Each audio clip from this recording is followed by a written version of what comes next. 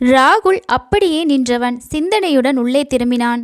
நினச்சேன், வீடு தேடி வந்தப்பவே ஏதோ ஒரு வில்லங்கோ இருக்குன்னு நினச்சேன். விடுமா? எப்படிப்பா? என்ன ஒரு திமிர் இருந்தா வெள்ளியும் பட்டுமா தூக்கிட்டு வந்து சம்மந்தம் பேச வருவாங்க? மல்லிகா, எல்லா தகுதிகளும் உள்ள பையன் கண்ணில் பட்டா பெண்ணை பெற்றவங்க முயற்சி செய்யத்தான் செய்வாங்க. அதில் தப்பில்லை. என்ன பேசுகிறீங்க? வந்ததுமே திவ்யா என் தம்பி மக, என் பிள்ளைய கல்யாணம் செஞ்சுக்க போகிற பொண்ணுன்னு நான் சொல்லலை? அதை சொன்ன பிறகும் சம்மந்தம் பேச வந்திருக்கோன்னா அது மரியாதையா? நீ எதுக்காக இதை சொன்ன? தெரியலிங்க, என்னவோ ஒரு உள்ளுணர்வு சொல்லணும்னு தட்டி இருக்கு. இன்னைக்கு பார்த்து திவ்யா, ராகுல் எல்லாரும் வீட்டில் இருக்காங்க. பணக்கார திமிரு விளக்குகளை தட்டி உடச்சி கோயிலில் அகங்காரமாக நடந்துக்கிட்டு வீடு தேடி மன்னிப்பு நாடகம் நடத்த வந்திருக்கா. அத்தை, மன்னிப்புக்காக அவள் வரலை. அத்தானை எப்படியோ கண் வச்சுட்டா. மன்னிப்பு கேட்டாதானே அடுத்த கட்டத்துக்கு போக முடியும். அதுதான். என் தம்பி இதை கேட்டா துடிச்சு போயிடுவான். பிறந்த முதலே ராகுல் திவ்யான்னு நாங்கள் போட்ட முடிச்சுமா? இல்லை. பாத்தியா ராகுல், எந்த ரூபத்தில் இடைஞ்சல் வருது பாத்தியா? நம்ம மீறி என்னம்மா நடக்கும்? இதுதானே நாம் தீர்மானிச்சாச்சு. விற்று. அத்தை, அத்தான் லண்டன் போகிறது ரொம்ப நல்லது. இங்கே இருந்தால் இவங்க பிரச்சனை பெருசாக இருக்கும். உள்ளூரில் அவர் இருந்தால் தானே தொந்தரவு. ஒரு வருஷம் கழித்து வரட்டும். அதுக்குள்ளே இந்த பிரச்சனை ஆறி போயிடும். இல்லைம்மா, இவங்களுக்கு பணம் ஒரு பொருட்டே இல்லை. அப்பனும் மகளுமா இவனை துரத்திக்கிட்டு லண்டனுக்கே போனா கூட நான் ஆச்சரியப்பட மாட்டேன். வரட்டுமேம்மா, அதனால் எனக்கு என்ன? அப்படி இல்லைப்பா, இங்கே நாங்கள் எல்லாரும் இருக்கோம். அங்கே நீ தனி மனுஷன். கவலையாக இருக்குடா. என்னம்மா இனி? நான் பச்சை குழந்தையா? அப்படி இல்லைப்பா. அம்மா, அவங்க ஆசையை வெளிப்படுத்திட்டாங்க. நடக்காதுன்னு தெரிஞ்சு போச்சு. அவங்களுக்கு மானங்கிட்டவங்க இல்லைம்மா, விட்டுருவாங்க. அந்த சரண்யா திவ்யாவை பார்த்த பார்வையே சரியில்லை. அது பெண்களுக்கே உள்ள பொறாம. விட்டு தள்ளு திவ்யா. நீ இதையெல்லாம் மாமா அத்தைக்கிட்ட சொல்லிட்டு இருக்காத. மல்லிகா ஓடிப்போய் காலண்டரை எடுத்து வந்து புரட்டினாள். என்ன பார்க்குற மல்லிகா? கொஞ்சம் இருங்க. திவ்யா கலக்கத்துடன் அத்தையை பார்த்தாள். நாளைக்கு வெள்ளிக்கிழமை, ஞாயிறு நல்ல மூர்த்த நாள். எதுக்கு? ராகுல் திவ்யா கல்யாணத்தை ஞாயிற்றுக்கிழமை நடத்திடலாமா? அன்னிக்கே சாந்தி முகூர்த்தம் நடந்துடும். ராகுல் திங்கக்கிழமை திட்டமிட்டபடி வெளிநாட்டுக்கு போகட்டும். இவ படிப்பை இங்கே தொடரட்டும். என்னம்மா உளற நீ? திரும்பவும் வேதாளம் முருங்கை மரம் ஏறுதா? எலிக்கு பயந்து வீட்டை கொளுத்துன மாதிரி இருக்கு உன் பேச்சு. 2 நாளில் கல்யாணமா? எதுக்கு? யாருக்கு பயந்து? ஒரு திருட்டு கல்யாணம் கூட இப்படி நடக்காது. என்னாச்சுமா உனக்கு? அதானே அத்தை, ஏன் இப்படி பயப்படுறீங்க? சின்ன பிள்ளைங்க நீங்கள் 2 பேரும். பிரச்சனையோட தீவிரம் புரியாமல் பேசுகிறீங்க. என்ன தீவிரம்? பணம் படைச்சவங்க உன்னை விரும்பி அது கிடைக்காதுன்னு தெரிஞ்சா வெறி அதிகமாகும். அதை அடைய என்ன வழின்னு குறுக்கு புத்தி வேலையை செய்யும். அதுக்காக என்ன விலை வேணாலும் தர தயாராக இருக்கும். அந்த அடாவடி செயலுக்கு கரன்சிகளும் செல்வாக்கும் துணை போகும். நான் விலைக்கு போவேன்னு நீ பயப்படுறியாமா? என்னடா பேசுகிற நீ? உன்னை நான் சந்தேகப்படுவனா? தனக்கு கிடைக்கலனா அதை மற்றவங்க அனுபவிக்கக்கூடாதுன்னு ஒரு குரூர புத்தி பணம் படைச்சவங்களுக்கு உண்டுப்பா. உன்னை பார்த்துக்கணுமேனு பயமாக இருக்குது. மல்லிகா அழக் தொடங்கினாள். அத்தை, அப்படி ஒரு அராஜக ஆட்டம் தொடங்குனா விட்டு வைப்போமா? இப்படியெல்லாம் பயந்தா இந்த பூமியில் வாழ முடியுமா? நீ சும்மாரடி. வயசு பேசுது உனக்கு. இல்லத்த, உங்களுக்கு பதட்டம் கூடிக்கிட்டே போகுது. இது உடம்புக்கு நல்லதில்லை. நீங்கள் எங்களுக்கு எப்போவும் வேணும் அத்தை. முதலுக்கே மோசம் வந்துடக்கூடாது. இந்த பாசம் தாண்டி என்னை பதற வைக்குது. 2 பேரும் யோசிங்கப்பா. சரி, நேரமாச்சு, நான் கிளம்புறேன். ராகுல் அவளை கொண்டு போய் விட்டுடுறா. வேண்டாங்க, திவ்யா இன்னைக்கு இங்கேயே இருக்கட்டும். எனக்கும் கொஞ்சம் ஆறுதலாக இருக்கும். பரசு ரேவதிக்கு ஃபோன் பண்ணி சொல்லிடுங்க. என்னம்மா நீ? இல்லாத்தா, ஒரு ராத்திரி நான் இங்கே இருக்கிறதுல எனக்கு கஷ்டம் இல்லை. அத்தைக்கு அது சந்தோஷம் தருணா நான் இருக்கேன். நீ உள்ளவா திவ்யா. அவளை தன்னுடன் அழைத்து கொண்டு மல்லிகா உள்ளே போக, என்னப்பா இது? ராகுல், உங்கள் அம்மா ஓவராக பதட்டப்படுறது நிஜம்தான். அதை நான் மறுக்கலை. ஆனால் இப்போ அவள் பேசின பல சங்கதிகள் விவேகமாகத்தான் இருக்குது. அது பயம் மட்டும் இல்லை, முன்னெச்சரிக்கை. வயசு கொடுத்த தற்காப்பு உணர்வுடா. அதுக்காக 3 நாளில் அவசரமாக ஒரு கல்யாணத்தை நடத்த முடியுமாப்பா? தெரியலை ராகுல். நடத்தணும்னா 1 நாள், 1 மணி நேரம் கூட போதும். மனசு உண்டுனா மார்க்கமும் உண்டு. கடல் கடந்து வாழ்ந்தாலும் அடுத்தவங்க சொத்தை அபகரிக்கிற துணிச்சல் வராதில்லையா? அப்புறம் சட்டம் நியாயம் எல்லாம் இருக்கே. அப்பா, இந்த 1 வருஷம் நீ லண்டனில் இருக்க. நீ தனி மனுஷன்தான். உன்னை அபகரிக்க எப்படி வேணாலும் முயற்சிக்கலாம் இல்லையா? அது தப்புன்னு சொல்ல எங்களுக்கு உரிமை இல்லையே. உன்னவள் தள்ளி இருந்தாலும் அவளுக்கு நீ சொந்தமாயிட்டா தட்டி பறிக்க முடியாது இல்லையா? நான் பேசுகிறது முட்டாள்தனம்னு கூட உனக்கு தோணலாம். கொஞ்சம் யோசிப்பா. இந்த ஒரு முழு ராத்திரி தூங்கலைனா கூட தப்பில்லை. நாளைக்கு நல்லா விடியணும் இல்லையா? சொல்லிவிட்டு அவர் உள்ளே போய்விட்டார். ராகுல் குழம்பி போய் நின்றான். வேண்டாம் என்று சொல்லும் என்னை கட்டாயப்படுத்தி நீதான் வேண்டுமென்று சொல்லும் அளவு ஒரு கோடீஸ்வரன் மகள் வெட்கம் கெட்டவளா? அதற்கு தேவராஜ் அனுமதிப்பாரா? அப்படியானால் ஒரு ஆணுக்கு கூட இங்கே பாதுகாப்பு இல்லையா? கேள்வி பீதியாக நெஞ்சுக்குள் இறங்கியது. எனக்கு ராகுல் வேணும், ராகுல் தான் வேணும். என்னடி பேசுகிற நீ? சொந்த மாமன் மகளை நிச்சயம் செஞ்சாச்சு, அது தெரிஞ்சும் அவன் தான் வேணும்னு கேட்க உனக்கு வெக்கம் இல்லையா? கூசலை சொர்ணா இரு. பெத்த பொண்ணுக்கிட்ட ஒரு அம்மா பேசுகிற மாதிரி நீ பேசுகிற? நீங்கள் சும்மா இருங்க. இப்படி அசிங்கமாக நடந்துக்கிற மகளை தாயே கண்டிக்கலைன்னா நாய் கூட மதிக்காது. சொர்ணா, தேவராஜ் கையோங்கி விட, என்னை தாராளமாக நீங்கள் அடிங்க, கொன்னே போடுங்க. ஆனால் உங்கள் மக பேசுகிறது நியாயமானு என் கண்களை பார்த்து நீங்கள் சொல்லுங்கள். அந்த பையனே நெத்தியடியாக பதில் சொல்லி கொண்டு போன பொருளை நம்ம காரில் கொண்டு வந்து வச்சாச்சு. இதுக்கு மேலே அவன் நம்ம செருப்பால் அடிக்காத குறை தான். என்னங்க ஆச்சு உங்களுக்கு? மகள் மேலே உள்ள வெறி பிடிச்ச பாசத்தால் உங்களையே நீங்கள் அசிங்கப்படுத்திக்கிற அளவுக்கு போக போகிறீங்களா? சொல்லுங்க. தேவராஜ் திரும்பினார். செல்லம்மா, அம்மா சொல்கிறதுல நியாயம் இருக்குடா. அவனுக்கு மாமன் மகள் இருக்கா, முடிவான பந்தம். இனிமேலும் நாம் விரும்புகிறது சரியா? அப்பா, ராகுல் அந்த திவ்யா கழுத்தில் தாலி கட்டி அவள் மனைவியாக வாழ்கிறாளா? நான் கேட்கக்கூடாது, தப்பு தான். இன்னும் அப்படி ஆகலையே. அந்த இடம் காலியாக தானே இருக்குப்பா. தீர்மானிச்சு அடிச்சுடி. நடந்தாச்சா? சொல்லு. கடையில் ஒரு பொருள் இருக்குது, 2 பேர் விரும்புகிறாங்க. யாருக்கு வேணும்னாலும் அது போய் சேரலாம் இல்லையா? பில் போடலை இன்னும். போட்டால் கூட பணம் முதல்ல யார் கொடுக்குறாங்களோ பொருள் அவங்களுக்கு தான் சொந்தம். ராகுல் பொருள் இல்லடி, பொருள் புருஷன் எல்லாம் இங்கே ஒன்றுதாம்மா. இன்னமும் கைவிட்டு போகலை. எனக்கு வேணும். அவன் சம்மதிக்க வேண்டாமா சரண்யா? அவனே வேண்டான்னு சொன்ன பிறகு எப்படிம்மா? வேண்டான்னு சொல்கிறவரை வேணும்னு சொல்ல வைக்கணும் டாடி. நீங்கள் பெரிய பிஸ்னஸ் மேக்னெட். இந்த வியாபாரம் படியணும்னு முடியலைன்னா நீங்கள் லாய்க்கில்லைன்னு அர்த்தம். தேவராஜுக்கு முகம் சிவந்தது. வினோத் உள்ளே சகலமும் கேட்டபடி கசப்புடன் நிற்க, எனக்கு உன் போக்கு பிடிக்கலை. இந்த அடாவடியால் எனக்கு உடன்பாடு இல்லை. அடுத்தவங்க சாபத்துக்கு வீணா ஆளாகாதீங்க. தேவராஜ் அருகில் வந்தார். சரண்யா, திங்கக்கிழமை அவன் வெளிநாட்டுக்கு போகிறான். இங்கே இருந்தாலும் நீ முயற்சிக்கலாம். அதுக்கு வழி இல்லையேம்மா. போக விடாமல் தடுக்க உங்களால் முடியாதா டாடி? அவங்க சேர்மன் முஸ்தஃபா உங்கள் பிஸ்னஸ் பார்ட்னர். அவரை வச்சு இதை நீங்கள் சாதிக்க முடியாதா? யோசிங்க. ராகுல் இங்கே இருந்தால் அவரை நம்ம பக்கம் இழுத்துடலாம். அதுக்கு அவகாசம் வேணும் எனக்கு. அவர் பேசவில்லை. நம்மளால் லண்டனுக்கு போக முடியும் டாடி. இது நம்ம சொந்த ஊர். நம்ம பலமும் சாதுரியமும் செல்வாக்கும் இங்கே தான் எடுபடும். இந்திய குடிமக்களாக இருந்து வாழ்க்கையில் எந்த ஒரு முக்கிய முடிவையும் இங்கே தான் எடுக்க முடியும். அது இல்லைம்மா, முதல்ல அவரை போக விடாமல் தடுங்க. அதை மட்டும் செய்யுங்க. மிச்சத்தை அப்புறமா பேசலாம். கோடீஸ்வர வாழ்க்கையோட ருசி ராகுலுக்கு தெரியல, தெரிய வைக்கணும். பெத்தவங்க பாசம், முறைமாமன் மகனெல்லாம் முதல்ல குடும்பம் பேசும். அதை மழுக்க வைக்கிற கஷ்டம்னு நான் நினைக்கல.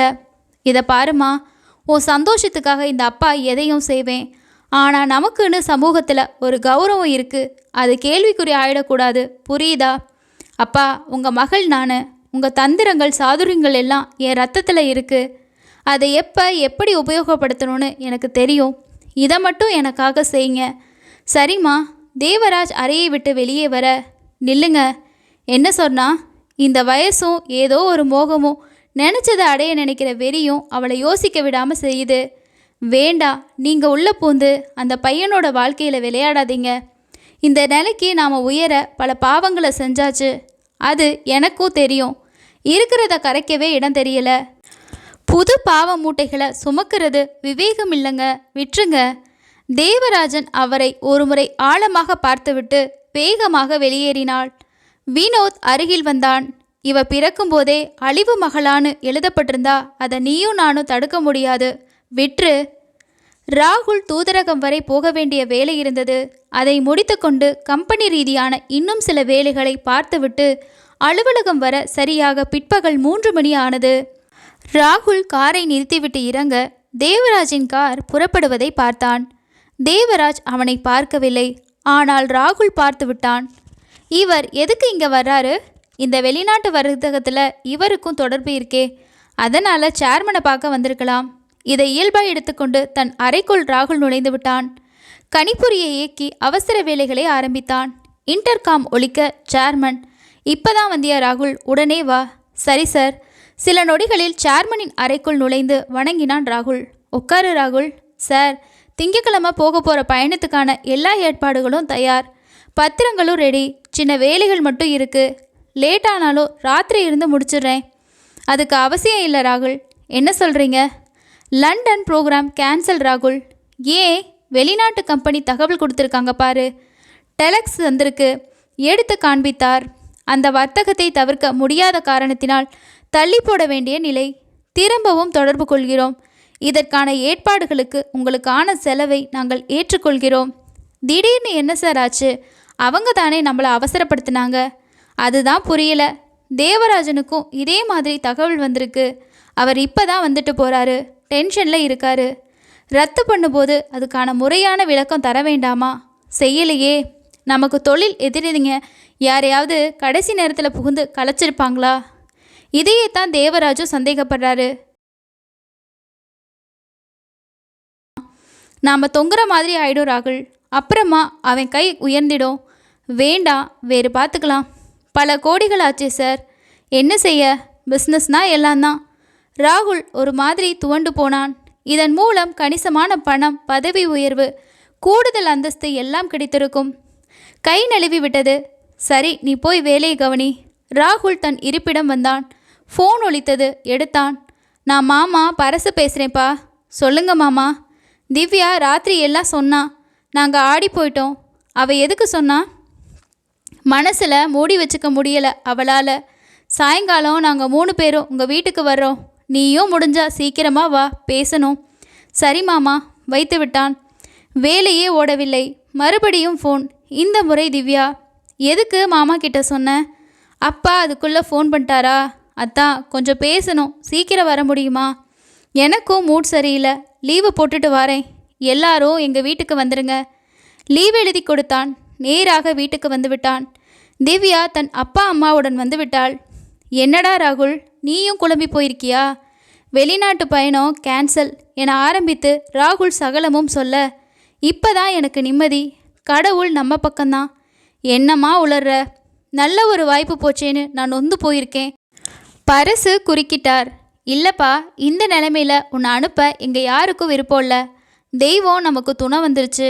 என்னம்மா நீங்கள்? அவன் கோடீஸ்வரன்.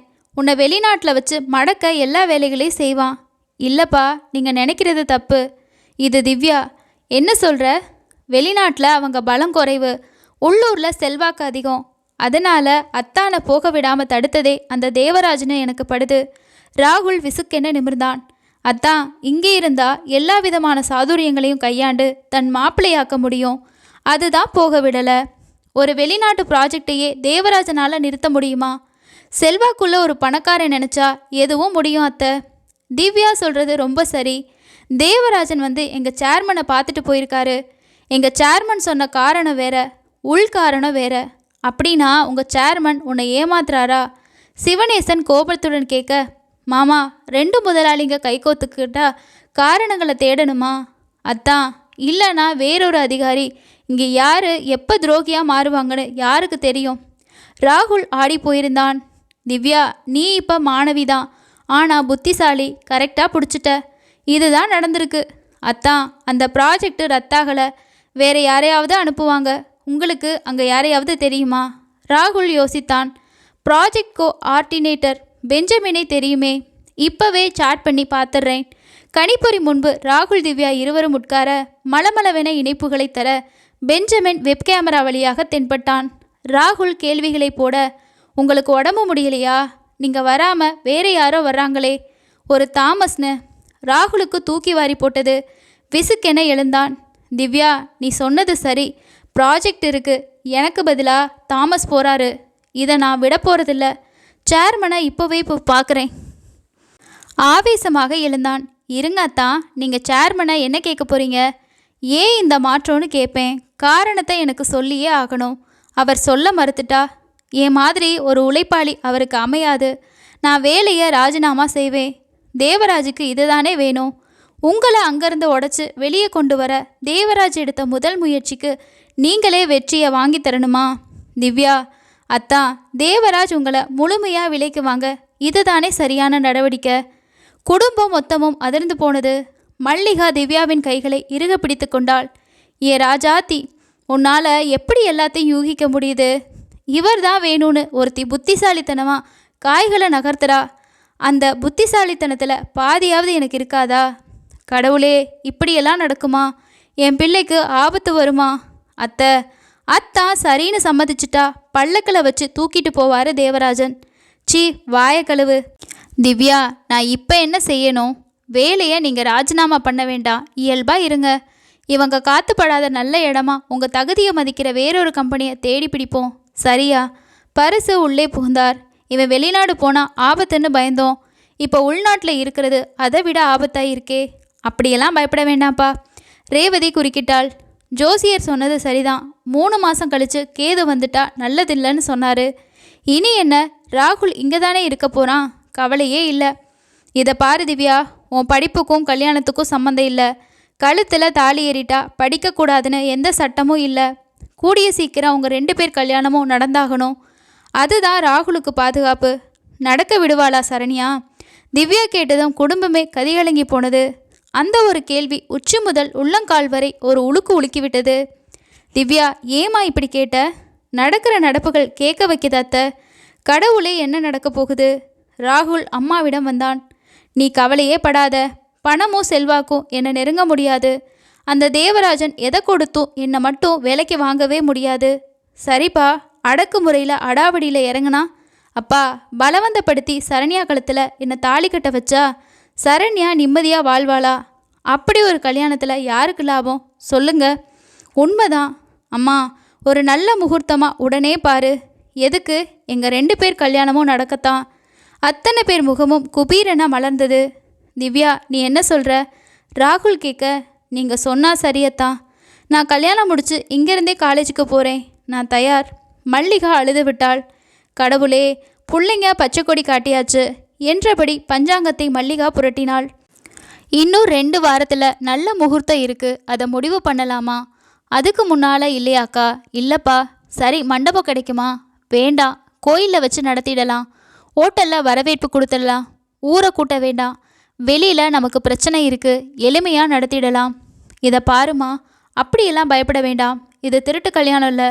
எப்படியும் வெளியே தெரியும்னு தான் போகுது. அழகாகவே நடத்தலாம். நம்ம யாருக்கும் அடிமை இல்லை, புரியுதா? ஆமாம் அத்தை. இவங்க பலவந்தப்படுத்த முயற்சி செஞ்சால் நாமளும் சும்மா இருப்போமா? அப்புறமா இது பொது பிரச்சனையாயிடும். படித்தவங்க பக்குவமாக நடக்கலாம். ஆனால் பயம் அவசியம் இல்லை. சரி, பட்ஜெட் போடுங்க.